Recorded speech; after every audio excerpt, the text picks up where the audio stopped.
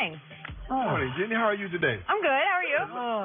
Great today. I like the green. I love the taste of Diet Mountain Dew in the morning. It's my favorite. It's the breakfast of champions. And you now owe me 10 cases of Diet Mountain Dew because how about them Cowboys? Okay. You remember what happened last time you did that, right? Thank you. What happened last time you did that? Your head hard.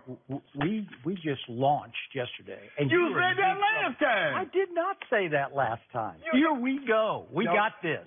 We are going to go win the NFC East right here, right now, starting next week in Washington. I'm thinking good. Yep. Morning. How are you, Shannon? I'm great. Well, I'm great. I don't think you're great I'm today, great. but that's okay. I'm great. We knew it was coming. Yeah, we knew this okay. was coming. Are you ready, Skip? Ready? Okay. I've been ready since about midnight last night. No, you've been we ready all knew since that. yesterday afternoon. Okay, on today's show, Dak Prescott did shine. We'll get to that. Baker Mayfield did struggle a bit. We'll get to that, too. But let's start in New England. Tom Brady and Patrick Mahomes combined for nearly 700 passing yards in last night's shootout, but Brady did it with his legs in the fourth quarter on a TD run, even when it looked like the Chiefs had Brady sacked. Kansas City responded with a 75-yard touchdown from Mahomes to Tyreek Hill, but in the end, Brady did what Brady does, drove New England for the game-winning field goal as time expired. The Patriots won 43-40, handing the Chiefs their first loss of the season, and Brady became the first quarterback ever to win 200 regular season games. Let's take a listen to both teams after the game. When he was running, Tyreek was running the score, I said, good, score quick, because then we had, enough time. They had one timeout left, and gave us a little time to go down and kick the field goal. Just to be able to go against the best, I mean, you want to compete against them every single day, and we got down, put ourselves in a huge hole, and I'm just proud of my team on how we fought to get back in the game. And we had the lead at one point, and then we ended up not coming out with the win, but just that fight, I mean, it's something you can carry on and to the rest of this season. I don't think this is an intimidating place at all. I think it's just the excitement of it being Sunday night against a great team. I think he got excited. I don't think it's intimidating for him at all. I think he rises to for the moment when it's presented, and sure enough, I think he handled himself great. That game was fun to watch. All right, Shannon, did Brady win it or did the Chiefs blow it? Skip, I don't want to minimize what the Patriots were able to do because at the end, Tom Brady did what Tom Brady normally does.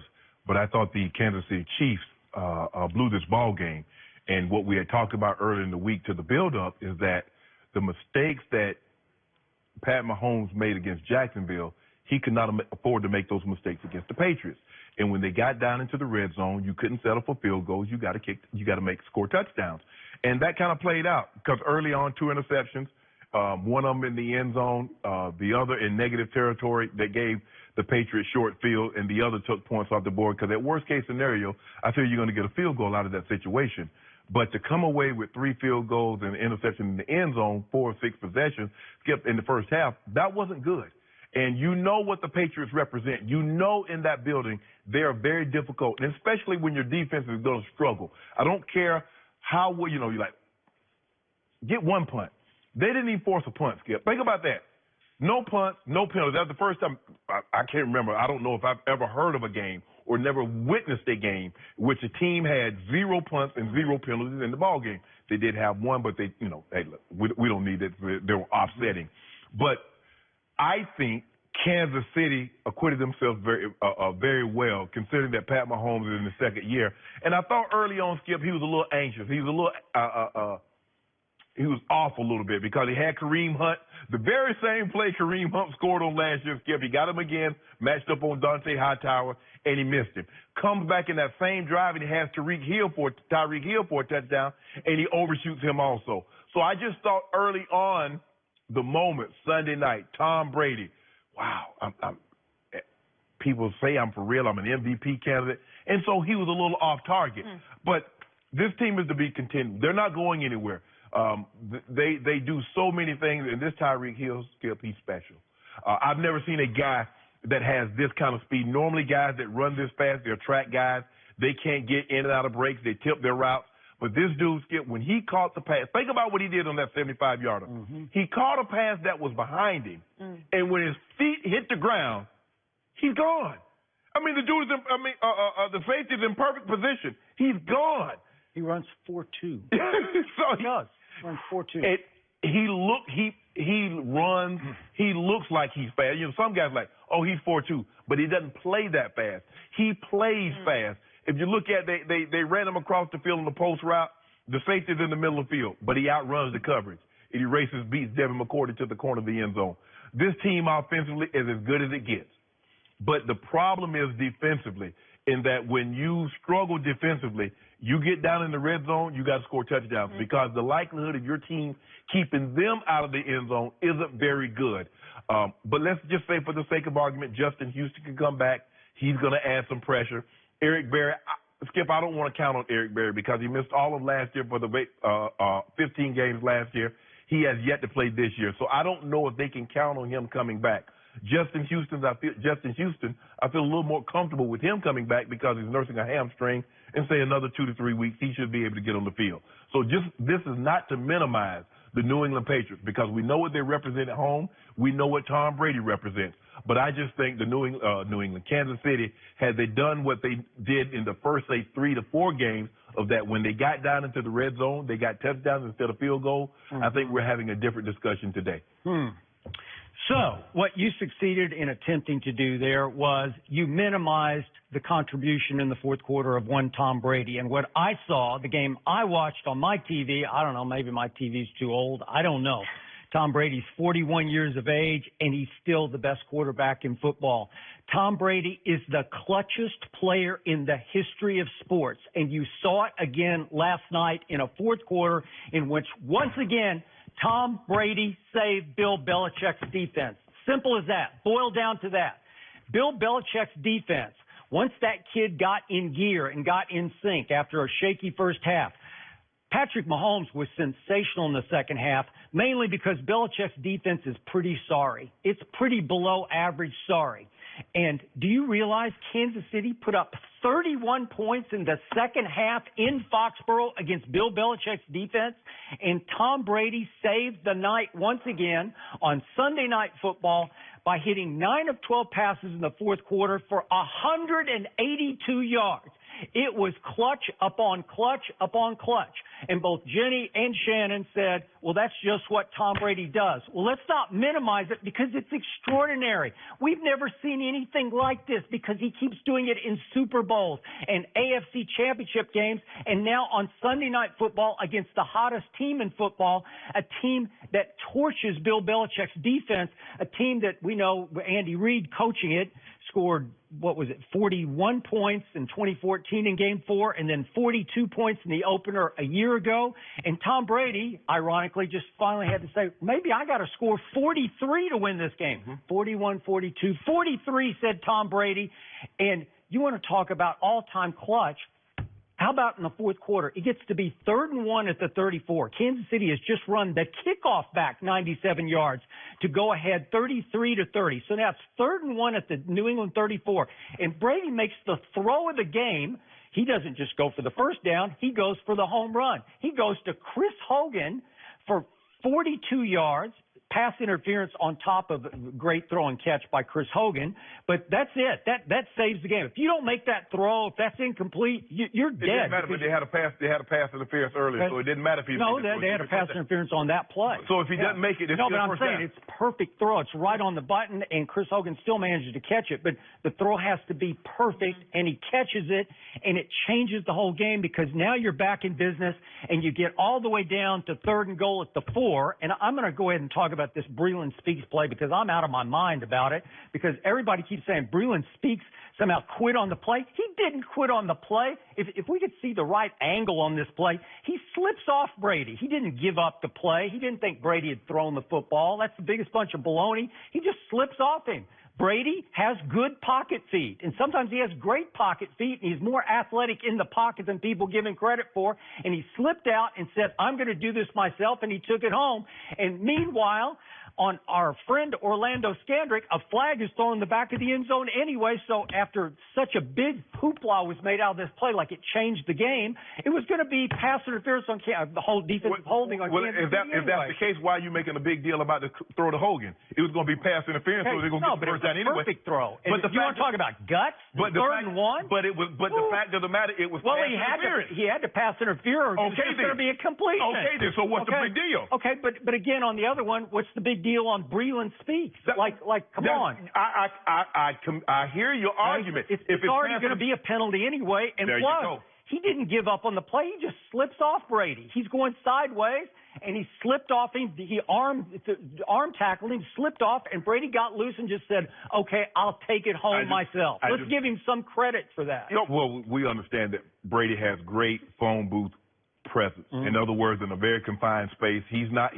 Cam, he's not Aaron Rodgers, nor does he doesn't have to be. But in that confined space, he does a great job of going side to side, and he does a great job of protecting the ball. Now, he did turn the ball over, trying to do a little bit too much late in the ball game, but I think that was because he's like, I got to try to find a play, because looking at the way my defense is playing and the way Kansas City has found their rhythm, they're going up and down the field. So I need to try to hold on to this ball and make a play down the field. Mm-hmm. But, Skip, I just think the thing is, why you criticize Coach Belichick saying they gave up 31 points in the second half, how many give up in the first half?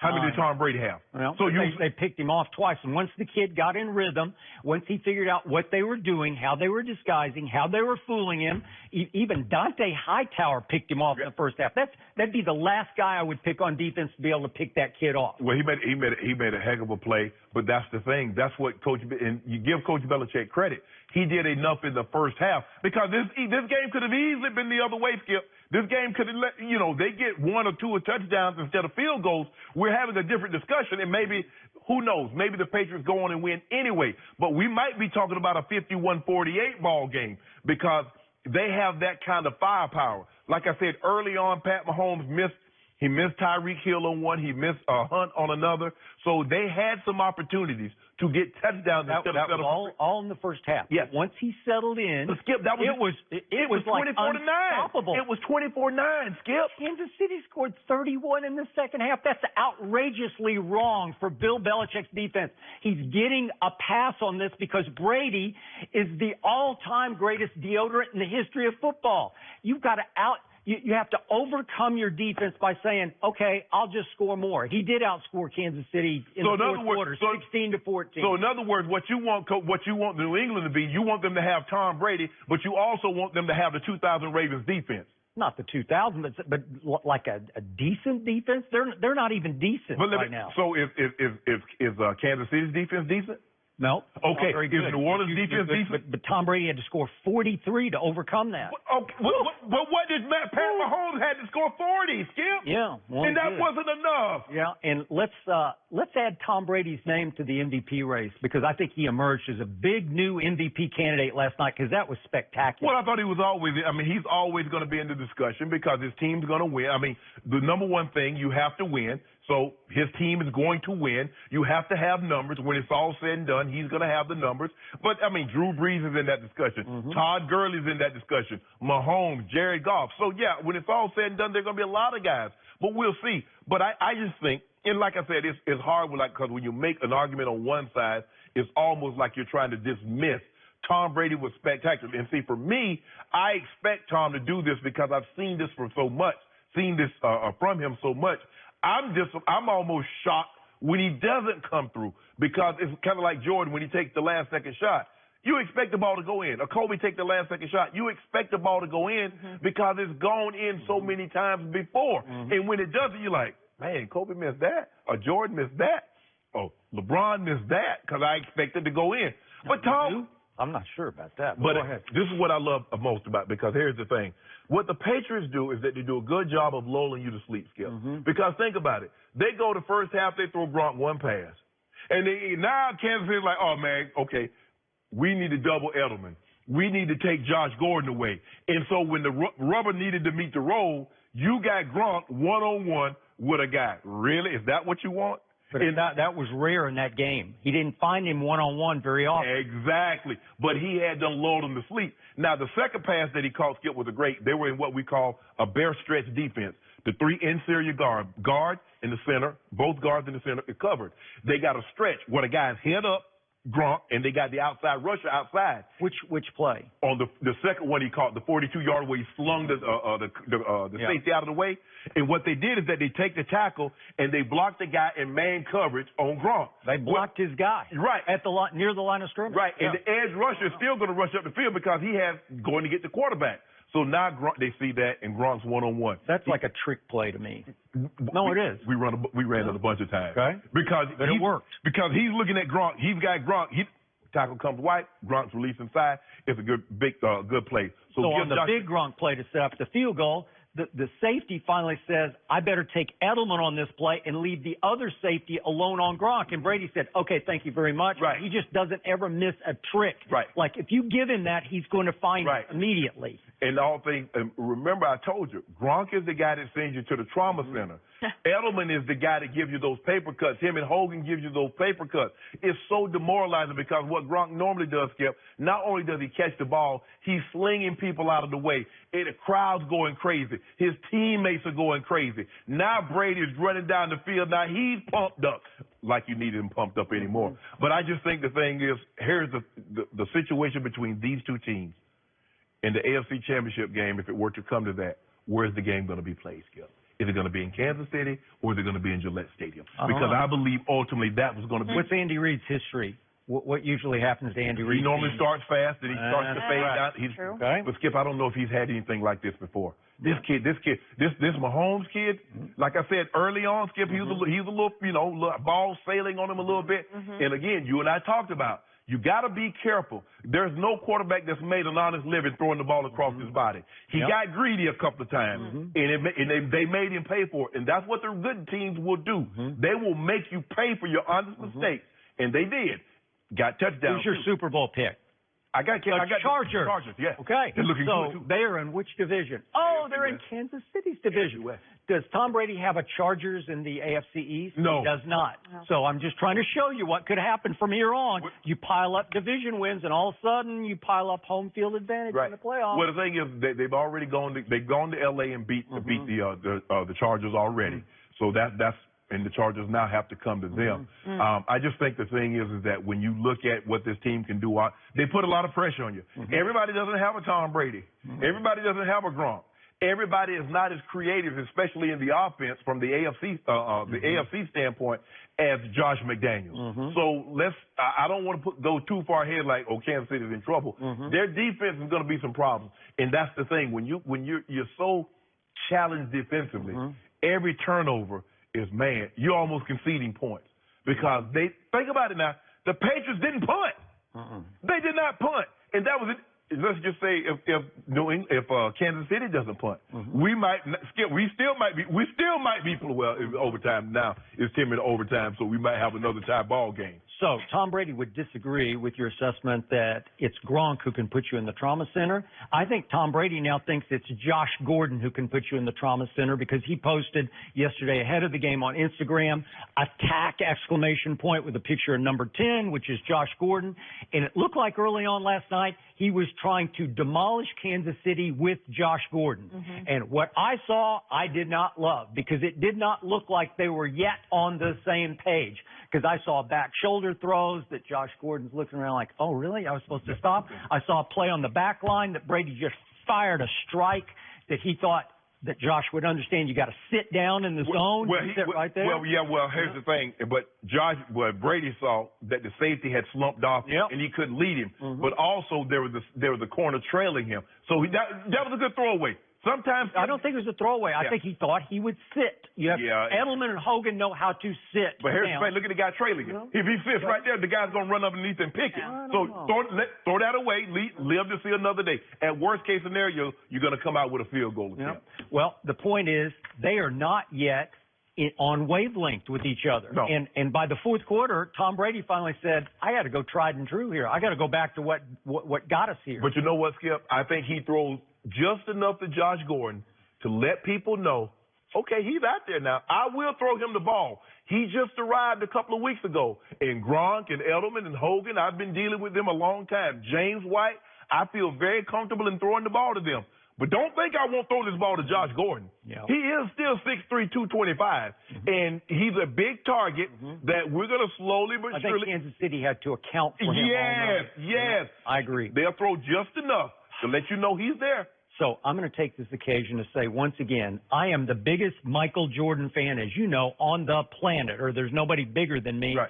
And yet, when it comes to clutchness, I have said several times on this show, and this is a great occasion to reiterate my stance on this, Tom Brady is even more clutch than Michael Jordan, only because Tom Brady has had so many more opportunities on the big stage to be clutch. But, remember, Michael went 6-0 in the finals and never got to Game 7. Right. He did have the big Game 6 clutch moment against Karl Malone, held the pose and all that. The reason why I would say Michael Jordan is more clutch for the simple fact he's taking the shot. So many things. Tom Brady's throwing the pass, but the guy has to catch it. Okay, he sets the guy up in field goal range, but if Vinatieri or Gostkowski miss it, it's a quarterback's game. Everything's on you to make the right choice, the right throw, on time, accurate, catchable. What happens if he drops the ball? Like Wes Welker. Okay, but they don't drop many because there's trust. There's real trust. Yes. But the point is, it's hard to even put Tom Brady in the same sentence athletically with Michael Jordan. Right. But again, it's the quarterback position, and nobody's ever played it better than Brady. And I'm just going to quickly reiterate that first Super Bowl as just a kid, he leads the game-winning field goal drive at the end, and then next Super Bowl against Carolina, game-winning field goal drive, and then the Eli game, he went right down and hit Randy Moss with I thought was the game-winning touchdown. 14-10 Patriots with 2:42 left in that game, and you know what happened? The luckiest play in the history of the Super Bowl. And then against the Seahawks, he throws for 124 and 2 touchdowns in the fourth quarter against Atlanta, fourth quarter overtime, 246 yards. Last year in the fourth quarter, he threw for 101, 505 for the game, and that was after the AFC Championship game in which he was down 20-10 in the fourth quarter and threw for 138 against Jacksonville. And again, you say, this is just what Tom Brady does, but it's extraordinary. We've never seen this before. But the great, this is every fourth quarter, he just takes it over. You expect, what did Joe do? Not like this. I don't remember this. Well, he didn't have as many times, but if you look at the Super Bowls, he had to do it against Cincinnati both times. He did? No, he did it once, big. Not the first time. That wasn't that close a game. Well, the second time. It ended up because Cincinnati did have the lead with Ken Anderson. But I just think the thing is, Skip, is that, look, and that's the thing that you run into, is that when you say, okay, Kansas City could have done this and this and this, you minimize Tom.